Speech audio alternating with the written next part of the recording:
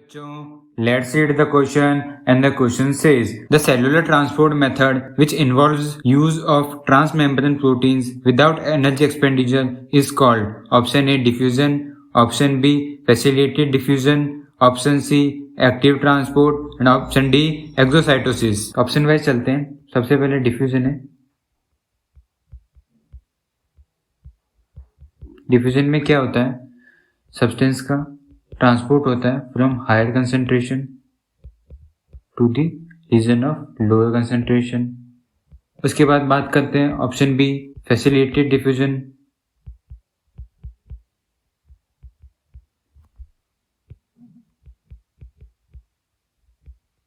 इसमें क्या होता है?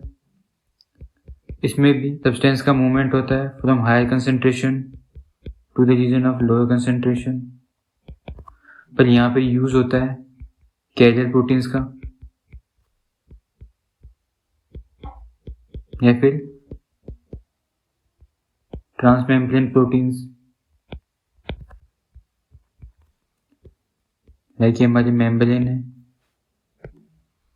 तो यहाँ पे कुछ प्रोटीन्स होंगे जिनका नाम होगा कैरियर प्रोटीन या फिर ट्रांसमेम्ब्रेन प्रोटीन। ये मॉलिक्यूल्स को अपने थ्रू पास करवा के मेम्ब्रेन के दूसरी साइड ट्रांसपोर्ट कर देते हैं। फैसिलिटेटेड डिफ्यूजन के अंदर एनर्जी एक्सपेंडिचर नहीं होता है, एनर्जी का यूज नहीं होता।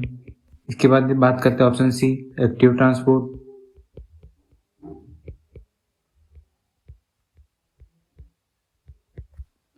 एक्टिव ट्रांसपोर्ट के अंदर क्या होता है? यहाँ पे भी कैरियर प्रोटीन का रोल होता है।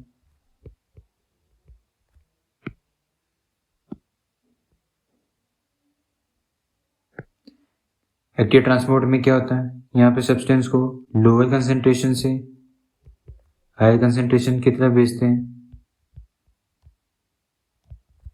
यहाँ पे भी कैरियर प्रोटीन का यूज होता है, सेम एज फैसिलिटेटेड डिफ्यूजन। और यहाँ पे मोस्ट इम्पोर्टेंटली एनर्जी का यूज होता है, एनर्जी एक्सपेंडिचर होता है। ये स्पेसिफिक है एक्टिव ट्रांसपोर्ट के लिए एनर्जी का यूज। इसके बाद बात करते हैं ऑप्शन डी की, वो है एक्सोसाइटोसिस।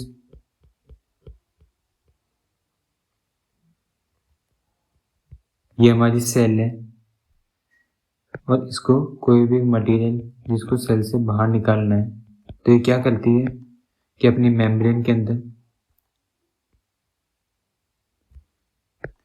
एक ऐसा एक्सटेंशन बनता है और ये जो मटेरियल है इसके अंदर जाता है और फाइनली सेल इसको अपने से अलग कर देती है इस मेम्ब्रेन के पार्ट को। वापस हम क्वेश्चन को देखते हैं। क्वेश्चन में हमसे पूछा था सेलुलर ट्रांसपोर्ट मेथड बताना है which involve the use of transmembrane protein. Transmembrane protein होना चाहिए और विदाउट एनर्जी एक्सपेंडिचर, एनर्जी का यूज नहीं होना चाहिए।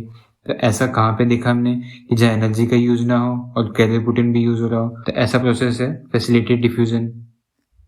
एक्टिव ट्रांसपोर्ट के अंदर भी कैरियर प्रोटीन यूज हो रहा था पर वहाँ एनर्जी भी यूज हो रही थी, पर हमसे पूछा है कि एनर्जी यूज नहीं होनी चाहिए, तो हमारा आंसर होगा facilitated diffusion. That is option B is the correct answer. Hope you understood it well. All the best.